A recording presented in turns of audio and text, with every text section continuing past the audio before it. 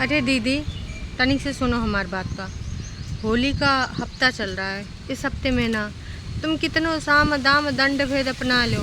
सब लोग ना घर में गुजिया बना रहे हैं, कुछ लोग तैयारी कर रहे हैं, कुछ बाजारे जा रहे हैं। सबके सब बिजी हैं। ऊपर से ये आंधी तूफान बवाल मचाए हैं, तो जितना तुम रिजल्ट चाहते हो उतना हो नहीं पाएगा। अब बताओ, हमारी जिज्जी इतना मेहनत करे कि बीमार तक पड़ गए। अरे मम्मी का साज सम्मान करे माँ, वो बात दूसरी है। मेहनत करे खाए माँ। अब भाई साहब लूज मोशन हो गए। कहा कि देखिए जिज्जी चाहे जितना बोले कि हम ज़ीरो ऑयल कुकिंग दुनियादारी ये सब करते हैं, लेकिन ना चाव माओ खाए बिना उसका दिल रह नहीं पाता है। वो जो उसकी ज़ीरो ऑयल कुकिंग है ना, वो सीधे सीधे ना सिर्फ लोगन के लिए है, एक कंटेंट है। जिस तरीके से मम्मियों को वॉक कराना, झूठे झूठे बहाने बनाना और न जाने का। तो हुआ का विगत रात में ना हमारी जिज्जी के हालात बिगड़ गए, जज्बात बिगड़ गए। और जौन आंधी तूफान बारिश गरज के साथ जो छींटे निकले उससे ना हमारी जिज्जी के लग गए बहुत अच्छे से। तो फिर का जी डॉक्टर के पास हमारे जिज्जा जी जब आए हैं तो लेकर गए हैं। डॉक्टर ने भाई गोली वोली दी हैं, जैसे ही टरू वालन का गोली देती रहती हैं।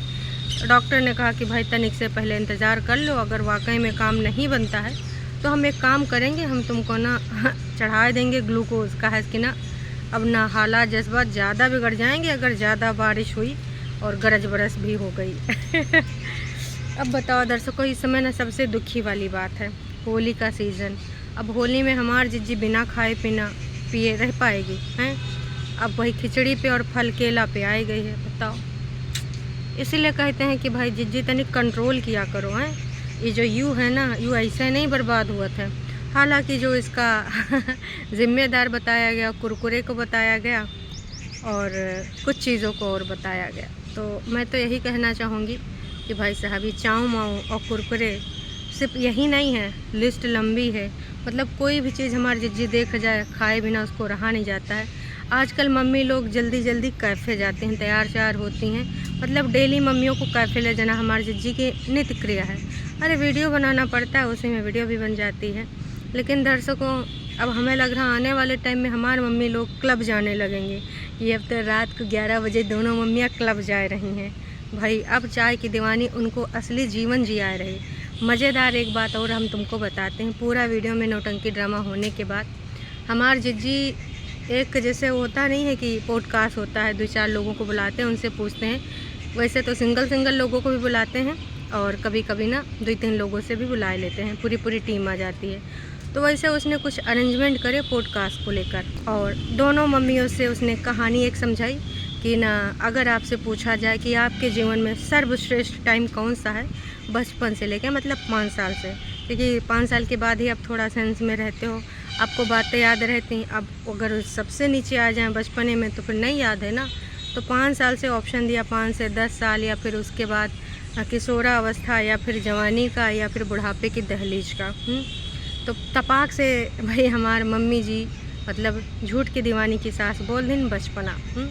ये मम्मी से भी पूछा हुआ बचपना, लेकिन बचपना में भाई साहब हमारी जिज्जी कुछ और सुनना चाहती थी। विगत कई दिनों से जो टंट घंट दिखा रही, नौटंकी ड्रामा करा रही, देखिए ये सब करने में पैसा भी खर्च हो रहा है, लेकिन हाँ ठीक है, उससे पैसा भी तो कमाए रही। तो भाई साहब इतने में मम्मी जी समझ गए, झूठ की दीवानी की मम्मी जी समझ गई कि का सुनना चाहती है। क्योंकि विगत दिनों से अब मम्मी जी तो अपनी बेटौनी की रग रग से वाकिफ़ हैं, तो मम्मी जी को समझ में आएगा कि सुनना का चाहती है। देखिए झूठ की दीवानी सिर्फ़ और सिर्फ अपने बारे में तारीफ़ें सुनना उसको पसंद है। तो बार बार वो घुमाए फिरा रही थी कि बचपने में का ऐसा इतना अच्छा लगता है का अच्छा लगता है। फिर इतना मना हमार मम्मी जी बोल पड़ी, रुको हम बताते हैं।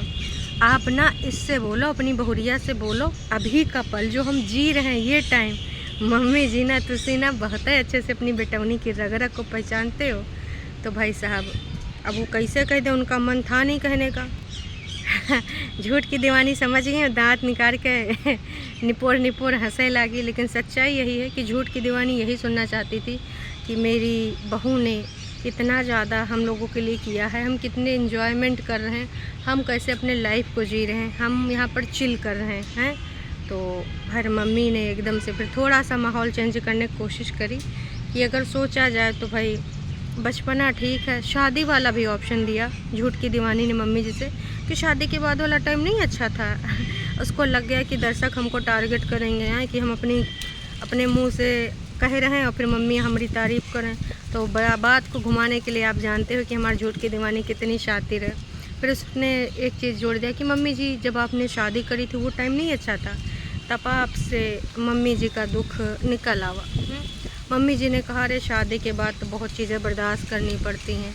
मम्मी जी आपने बर्दाश्त किया था तो आपने जो आपको बेस्ट सास मानती हैं उनको भी थोड़ी सी क्लास दे देती, मतलब आपकी भाई इंडिपेंडेंट छुटकन्नी है ना, क्योंकि आपकी जो बहुरिया है उसकी छोटी बहन आपको कहती है सास हो तो ऐसी वो बहुत खुश मिजाज हैं, बहुत खुले दिल की हैं।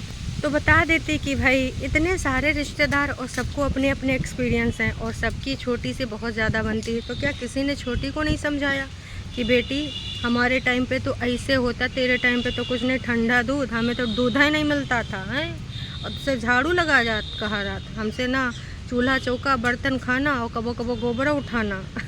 काश कि मम्मी जी ने छुटकन्नी को थोड़ा मोड़ा कुछ समझाया होता है।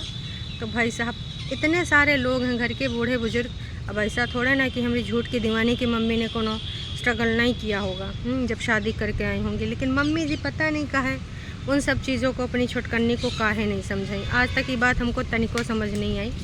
अब ऐसा थोड़ा है कि एकदम सब कुछ हाथों हाथ मिलता होगा हैं, कुछ ना कुछ तो कहानी रही होगी, लेकिन अब क्या ही बोल सकते हैं। तो भाई मम्मी जी ने बोला नहीं, उसमें तो बहुत ज़िम्मेदारी थी, हमको तो बचपन अच्छा लगता था। फिर थोड़ा विस्तृत बताया कि जैसे सहेलियों के साथ चले जाते थे, बचपन में खाना मिले तो ठीक है, रोटी ना मिले तो वही खेले कूदे चले गए। फिर ना बहुत डिटेल में बातें होने लगी। हाँ, इससे पहले भाई कहाँ गए थे सब लोग, चाय पीने, चाय की दीवानी के साथ सब लोग गए थे चाय पीने। तो वहाँ पर झूठ की दीवानी ने भाई अंदर से एक स्लीवलेस टॉप पहन रखा था। अभी सासू अम्मा ने कहा हाँ यह पहन के चलोगी, तो वहाँ पे झूठ की दीवानी ने उसको दूसरे तरीके से प्रिटेंड किया कि मम्मी जी यहाँ पर ये जता रही हैं कि तुम ठंडा जाओगी, तबीयत ख़राब है ना, तो कुछ दूसरा का पहन लो। इतने में ना झूठ की दीवानी ने सोचा एक अच्छा स्क्रिप्ट हम यहाँ बना सकते हैं। तो उसने बोला मम्मी जी अगर मैं यही से पहन के चलूँगी तो तुम्हें बुरा नहीं लगेगा कि आपकी बहू ये क्या पहन के जा रही है। मम्मी जी ने बोला नहीं, अगर तुमको ठंड ना लगे तो यह पहन लो हैं। बेचारी मम्मी जी। मम्मी जी का ये बेस्ट पार्ट है कि मम्मी जी कबो ना किसी चीज़ में ना इंटरफेरेंस कर ही नहीं पाती हैं। अब उनका स्वभाव समझ लो या सकुचाती हैं या फिर ऑन कैमरा देख के चुप हो जाती हैं, कुछ तो है कहानी। फ़िलहाल मैं यही कहना चाहूँगी कि मम्मी जी तुम्हारी तारीफ़ों के पुल बंद रहे हैं कमेंट सेक्शन में कि भाई सास हो तो वैसी, सास हो तो वैसी। अब मम्मी जी की विवशता है कुछ, अब सब्सक्राइबर नहीं समझ रहे हैं, टरू वाले नहीं समझ रहे हैं। मम्मी जी अब यहाँ आई हैं तो हाँ में हाँ मिलाना पड़ेगा, ये झूठ की दीवानी है, ऐसे कैसे इनका कोई कहना ना मानेगा। आपने देखा है ना, अच्छा खासा काम धाम चल गया था, अच्छा खासा ज़िंदगी बढ़ गया था, अच्छा खासा घर मिल गया था, लेकिन झूठ की दीवानी को बात टाल नहीं पाई। कौन? हमारे इंडिपेंडेंट जज्जी। फिर का जी आज देखो का हाल है, सुर है न ताल है।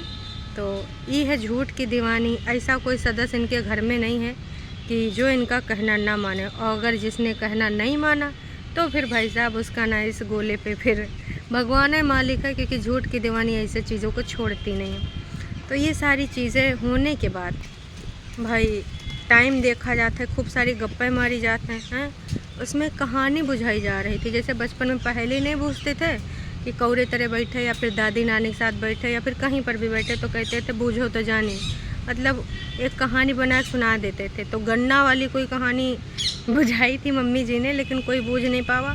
फिर फाइनली हारी मानी गई तो फिर मम्मी जी ने बताया गन्ना का रस है, जूस, समझ गए ना।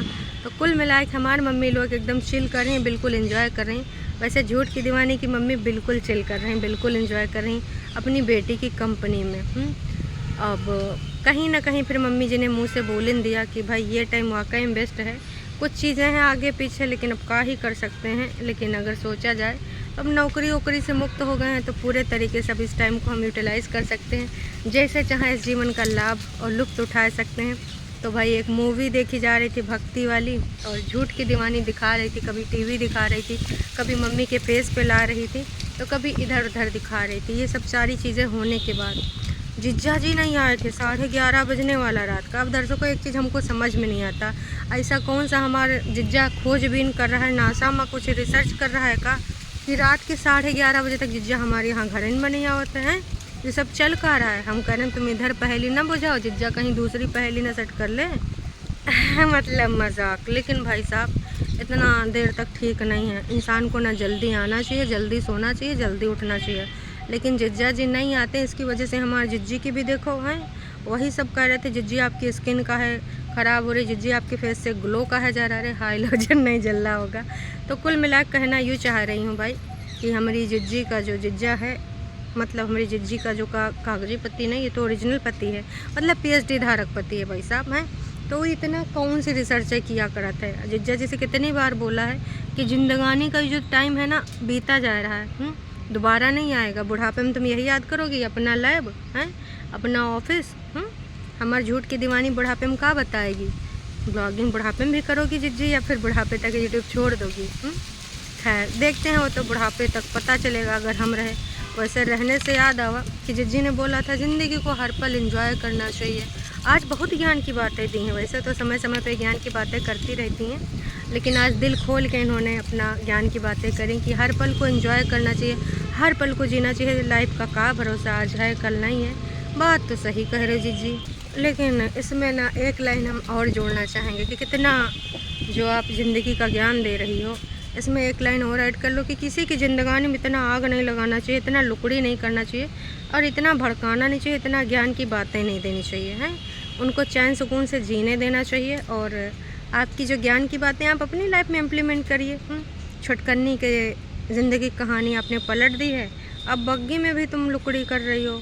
भाई छुटकन्नी को जो तुम क्लास दे आई थी, वो तो वक्त रहते छुटकन्नी ने अपना पैतरा बदल लिया। साइड इफ़ेक्ट दिखने लगे होंगे, जो उस दिन इतना लंबा लेक्चर दिया था, बाद में सफाईनामा लेके आई गई थी कि हम तो बस अपने इमोशन शेयर कर रहे थे, हमने कौन सा ऐसा कुछ बोला। लोग तो तरह तरह की बातें बनाने लगे, लोग तो तरह तरह के इल्ज़ामात लगाने लगे। तो बस दूसरों का चैन सुकून ना ही छीनो, अपना ज़िंदगानी जियो। ज्ञान की बातें तभी अच्छी लगती हैं जब आप स्वयं अपने लाइफ में कुछ ऐसा कर रहे हो। अब आप दूसरों की लाइफ में इतना लुकड़ी करते हैं, हर चीज़ से आपको मतलब होता है। वो कैसे जा रही, वो कैसे खा रही, उसने कहाँ ख़रीदा, उसने कहाँ नहीं ख़रीदा है, वो वहाँ कितने दिन रुकेगी, वो नीचे का है रह रही, तुमसे ऊपर बॉन्ड का है बना रही है, बहुत सारी चीज़ें हैं। तो बस इतना ही कहना चाहेंगे। अब तुम, हाँ इतने में एक चीज़ याद आई भाई, एक वीडियो कॉल भी आई थी, किसकी, इंडिपेंडेंट जिज्जी की। तो बहुत दिनों बाद फाइनली जिज्जी के वीडियो में दिखा वीडियो कॉल उसकी बहनिया की। वहाँ पर मम्मी जी से बात हो रही थी, मतलब झूठ की दीवानी की सास से।